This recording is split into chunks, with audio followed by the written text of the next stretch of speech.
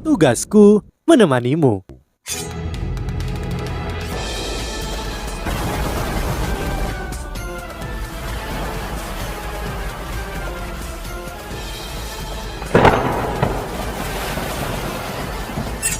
Hai sahabat Pasuk, kembali lagi bersama alur cerita versi novel Solen 2 Sekte Tang yang tak tertandingi.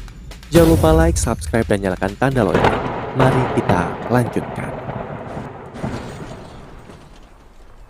Dong-er, ya pastilah Dong-er. Saat Huo Yuhao berpikir, Huo Yuhao perlahan memanggil teknik surga misteriusnya dan menuangkannya ke tubuh Tang Wutong. Tang Wutong tidak melawan dan membiarkan kekuatan jiwa Huo Yuhao memasuki tubuhnya. Setelah itu, dia memanggil kekuatan jiwanya sendiri, membiarkan Huo Yuhao mencoba apa yang dia mau. Namun, kekuatan jiwa Huo Yuhao diblokir oleh meridian di lengannya. Tentu saja Tang Wutong tidak bisa membiarkan kekuatan jiwa Huo Yuhao beredar bebas di dalam dirinya. Itu setara dengan menyerahkan hidupnya kepadanya. Dia hanya mengizinkannya untuk menguji apakah mereka bisa melebur di meridian lengannya. Huo Yuhao dapat dengan jelas merasakan bahwa kekuatan jiwa Tang Wutong mengalir secara terstruktur dan bahkan ada aura keanggunan. Ketika kekuatan jiwa mereka pertama kali bersentuhan satu sama lain, kekuatan jiwa Tang Wutong menunjukkan diskriminatif yang kuat terhadap kekuatan jiwa Huo Yuhao. Rasanya seperti ingin memaksa kekuatan jiwa Huo Yuhao keluar dari tubuhnya. Huo Yuhao terpana mengetahui bahwa Tang Wutong benar. Meski kekuatan jiwanya tidak kalah kuat dari miliknya, ada semacam celah di antaranya. Ini adalah hasil dari perbedaan antara garis keturunan darah jiwa bela diri mereka. Bagaimana ini mungkin? Aku memiliki jiwa bela diri kembar, dan aku bahkan memiliki es pamungkas. Selain itu, aku telah menyatu dengan 4 roh yang telah secara signifikan mengubah jiwa bela diriku. Bagaimana mungkin tingkat jiwa bela diriku jauh lebih lemah dari milik Tang Wutong? Seharusnya kekuatan jiwanya akan segera bergabung dengan kekuatan jiwa Wang Dong-er ketika mereka pertama kali bersentuhan satu sama lain. Namun, situasinya tampaknya telah benar-benar berubah sekarang. Sirkulasi kekuatan jiwa di tubuh Tang Wutong disajikan sebagai warna emas keunguan yang elegan. Selama proses sirkulasi, tubuhnya memancarkan cahaya emas keunguan yang redup. Huo Yuhao bahkan bisa merasakan bahwa kekuatan jiwa yang beredar di tubuhnya secara halus bergoyang dengan suara naga yang meraung. Di tengah gerakan ini, kekuatan jiwa Huo Yuhao hancur sebelum bisa kembali ke tubuhnya. Itu tidak dapat bergerak 1 inci pun, apalagi menyelesaikan fusi apapun. Sepertinya mereka dipisahkan dengan jelas. Tubuh Tang Wutong sedikit bersinar dengan cahaya emas keunguan, dan garis trisula emas melintas di dahinya sebelum menghilang. Dia memutar bibirnya dan berkata, "Aku sudah memberitahumu bahwa jiwa bela dirimu tidak bisa bersatu denganku. Nalurimu salah.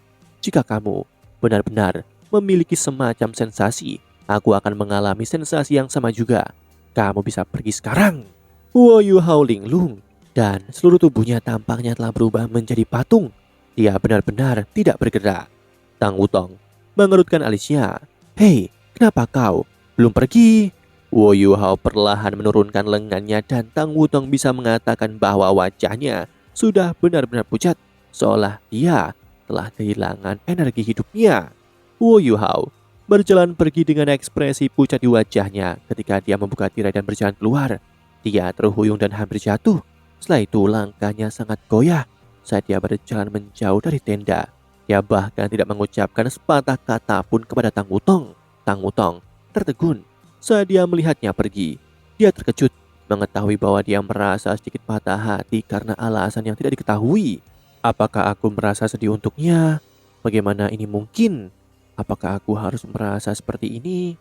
Jiwa bela diri kami hanya tidak cocok, bukan? Kenapa dia terlihat kehilangan istrinya? Apa yang tidak diketahui oleh Tang Wutong adalah bahwa Huo Yuhao tidak merasakan sesuatu yang serupa antara dirinya dan kekuatan jiwa Wang Dong-er ketika jiwa bela diri mereka gagal melebur. Baginya, memang seolah dia telah kehilangan istrinya. Tang Wutong bukan Dong-er. Tang Wutong bukan Dong-er. Tang Wutong bukan Dong-er. Pikiran ini terus terulang di kepala Wo Yuhao. Dia tampak seperti kehilangan jiwanya. Dia benar-benar sedang kesurupan saat ini. Dia bahkan tidak tahu bagaimana dia kembali ke tendanya. Setelah kembali, dia berbaring di tempat tidurnya, tidak bergerak sama sekali, seolah-olah dia sudah kehilangan jiwanya bahkan nyawanya. Saat dia berbaring di tempat tidurnya, Wo Yuhao tidak tahu kapan dia mulai tertidur, namun dia merasa seolah-olah energi hidupnya telah sepenuhnya terkuras saat dia tertidur. Di sisi lain, setelah Wo Yuhao pergi, Tang Wutong juga berdiri dan meletakkan tikarnya. Dia bergumam pada dirinya sendiri. Orang ini konyol. Kemungkinan perpaduan antara dua mas roh secara alami mendekati nol. Apa yang membuatnya depresi? Namun, dia benar-benar terlihat dalam kondisi yang buruk sebelumnya. Setelah duduk di tempat tidurnya, Tang Wutong mulai bermeditasi dan mulai berkultivasi untuk malam itu.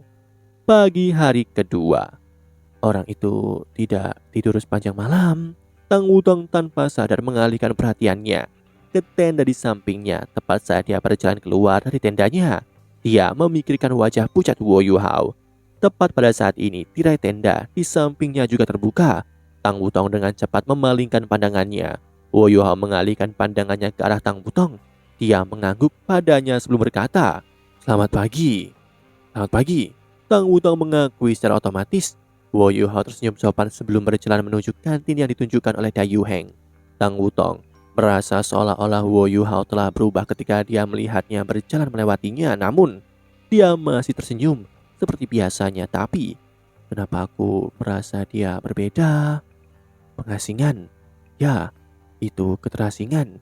Dia tidak lagi ramah seperti sebelumnya. Sorot matanya tidak selembut sebelumnya. Sorot matanya sangat tenang, tapi pandangan tenang ini membuat Tang Wutong merasa sedikit tidak nyaman. Aku tidak melakukan kesalahan. Orang ini...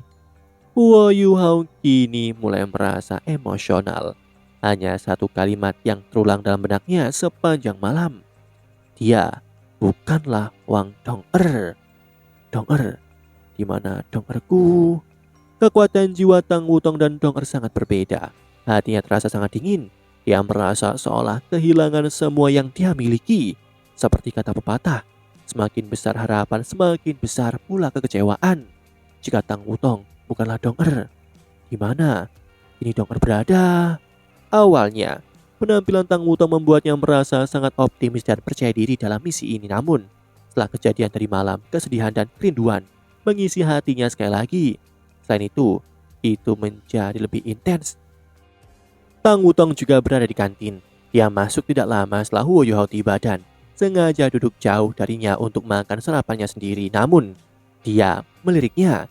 Dia ingin melihat apakah Wo Yuhao berakting dan apakah dia akan melihatnya. Namun dia kecewa.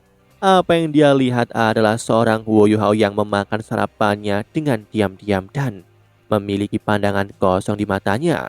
Setelah sarapan, Wo Yuhao pergi dan kembali ke tendanya. Tang Wutong mengerutkan alisnya. Apa yang salah dengannya?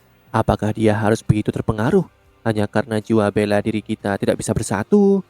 Jika itu masalahnya, mengapa Strik sangat memandangnya? Apakah dia sakit mental? Tidak, aku harus bertanya kepadanya apa yang terjadi. Saat dia tidak bisa memecahkan masalah, Jiang Nanan dan Susan Si masuk. "Hei Wutong, kami baru saja melihat Wo Yuhao pergi. Kenapa kamu tidak pergi bersamanya?" kata Susan Si secara alami. Tang Wutong mendengus dan menjawab, "Mengapa aku harus melakukannya?" Susan Si terkekeh. "Apakah kamu membuat ulah lagi?"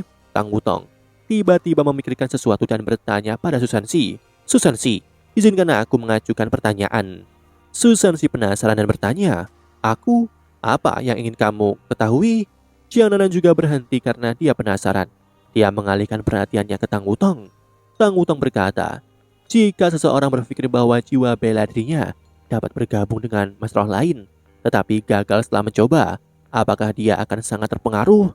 Susan Si menjawab tanpa ragu, "Tentu saja tidak. Itu sangat normal. Penggabungan jiwa bela diri tidak semudah itu." Jiang Nanan juga mengangguk. Tang Wutong marah ketika dia menjawab, "Ya, itulah yang aku pikirkan." Namun, seseorang tidak berpikir seperti itu.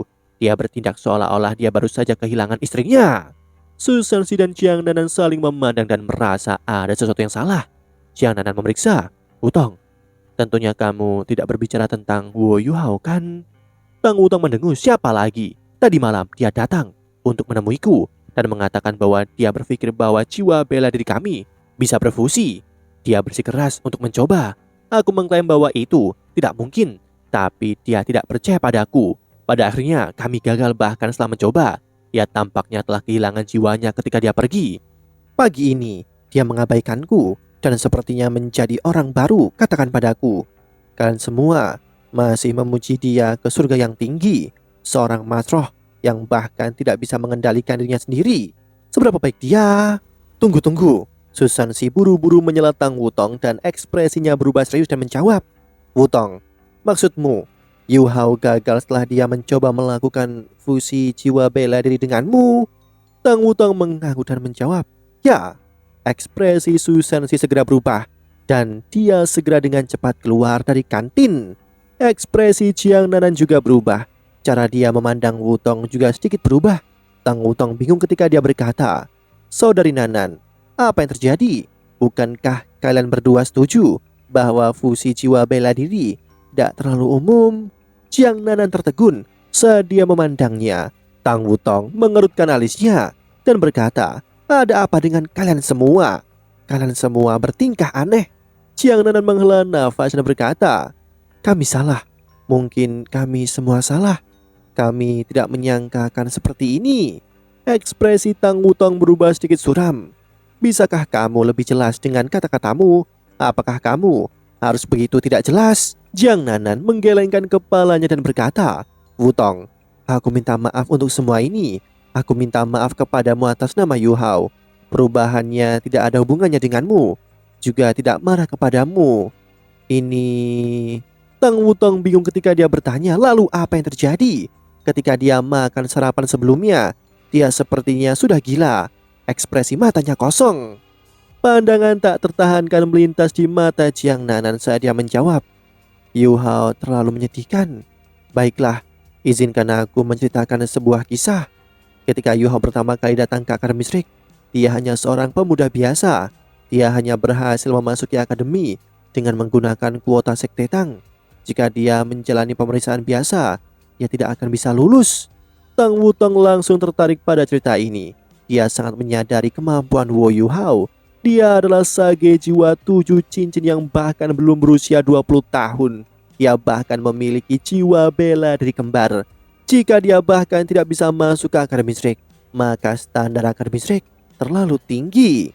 Jiang Nanan terus berkata, setelah memasuki akademi, dia tinggal di asrama seperti banyak siswa lainnya. Dia punya teman sekamar bernama Wang Dong. Segera mereka menjadi teman baik. Mereka bekerja keras, belajar dan berkultivasi bersama. Jiang Nanan menceritakan kisah Wu Yu Hao dan Wang Dong ke Tang Wutong. Tang Wutong sedikit linglung pada awalnya, tetapi dia terharu ketika mendengar cerita ini. Yu Hao tidak bisa menemukan Dong begitu saja. Dia tidak tahu kemana dia pergi sampai dia bertemu denganmu. Jiang Nanan menatap Tang Wutong dengan dalam. Tang Wutong mengerutkan alisnya. Maksudmu Wang Dong dan aku terlihat serupa? Jiang Nanan mengangguk.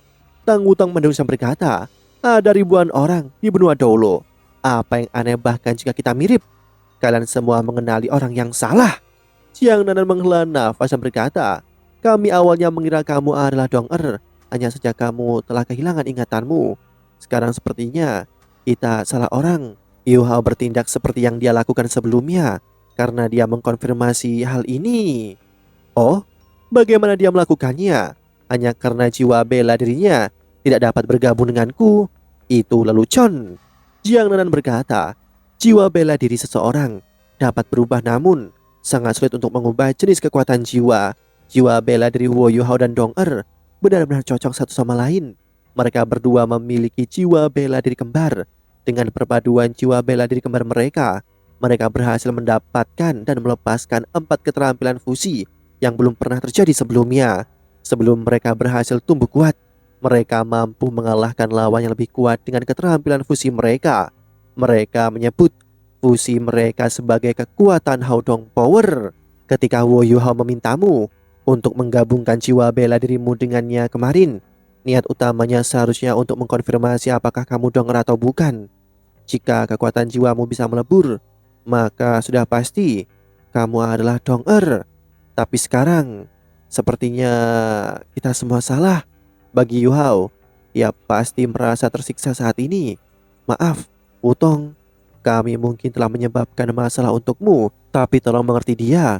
Dia bahkan belum berusia 19 tahun, tapi dia sudah terlalu banyak mengalami kemalangan. Dia membawa terlalu banyak rasa sakit. Tidak mudah baginya untuk mencapai di mana dia hari ini dan bertahan sejauh ini. Bahkan jika kamu bukan Dong'er, dapatkah kamu memperlakukannya lebih baik? Setidaknya melihatmu dapat membantu meringankan kerinduannya akan Dong'er. Tang Wutong diam tetapi mengangguk dengan lembut. Jadi sebenarnya ada begitu banyak lapisan pemikiran. Kamu seharusnya memberitahuku sebelumnya. Meskipun aku bukan Wang Dong'er, sepertinya dia bukan orang jahat. Saudari Nanan, terima kasih telah memberitahuku semua ini. Kamu bisa pergi dan makan sekarang. Baiklah, Jiang Nanan mengakui kata-katanya. Tang Wutong kembali ke tendanya sendiri. Oh Yu Hao, Wang Dong'er. Tang Wutong agak linglung saat dia berdiri di tendanya. Wang Dong'er juga memiliki jiwa bela diri kembar. Dia mengangkat tangan kirinya saat dia menundukkan kepalanya. Garis-garis cahaya emas gelap melonjak dan aura yang kuat perlahan-lahan dirilis. Demikianlah kisah untuk kali ini. Sahabat Pasuk, jangan sedih, jangan bimbang, apalagi galau. Karena aku kan selalu menemanimu.